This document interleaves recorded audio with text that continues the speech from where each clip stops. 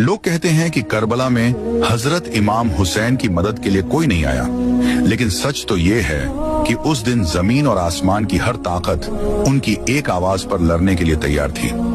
ये वाकया आशूरा के दिन का है। जिन्नात का बादशाह जाफर जिन अपने दरबार में तख्त पर बैठा जश्न मना रहा था। उसे इस बात की खबर ही नहीं थी कि करबला में नबी के घराने पर क्या बीत रही है। तभी अचानक उसके तख्त के नीचे से दो जिन रोते हुए और मातम करते हुए गुजरे। जाफर ने उन्हें रोका और पूछा, अरे आज तो खुशी का दिन है, तुम लोग क्यों रो रहे हो? उन जिन्नात ने रोते हुए जवाब दिया, ऐ बादशाह, आपको खबर नहीं, अभी हमारा गुजर यानी करबला की जमीन से हुआ। वहां हमने देखा कि रसूल अल्लाह के प्यारे नवासे हुसैन इब्ने अली खून में लथपथ हैं। उन पर तीरों की बारिश हो रही है और वो सजदे में हैं।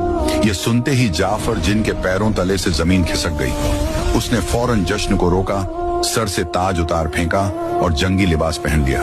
उसने अपनी तलवार निकाली और जिन्नात के एक बड़े लश्कर को लेकर हवा से भी तेज रफ्तार में करबला की तरफ दौड़ा। जाफर कहता है, जब मैं करबला की फिजाओं में पहुंचा तो मैंने एक अजीब मंजर देखा।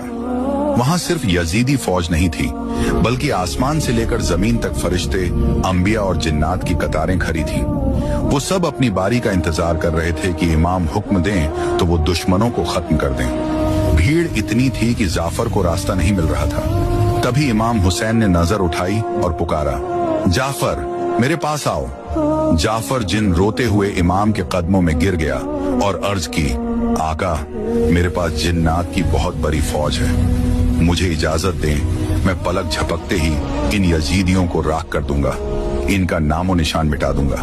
मगर इमाम हुसैन ने बड़े ही सुकून से फरमाया, नहीं जाफर, रुक जाओ। अगर मैं चाहूं तो एक इशारे में दुनिया पलट दूं, लेकिन मैं अपने नाना के दीन को बचाने के लिए और अपने रब की रजा के लिए ये सब्र कर रहा हूं। मुझे अपने अल्लाह की मर्जी प्यारी है। तो दोस्तों याद रखना, करबला में इमाम हुसैन बेबस नहीं थे। कायनात की हर ताकत उनके हाथ में थी, लेकिन उन्होंने तलवार नहीं उठाई ताकि इस्लाम जिंदा रहे। करबला का यह मंजर बताता है कि जीत हथियार की नहीं बल्कि सब्र की होती है। अगर आपके दिल में भी इमाम हुसैन के लिए मोहब्बत है तो कमेंट में या हुसैन जरूर लिखें, और ऐसे ही इस्लामिक वाकयात के लिए चैनल को अभी सब्सक्राइब करें।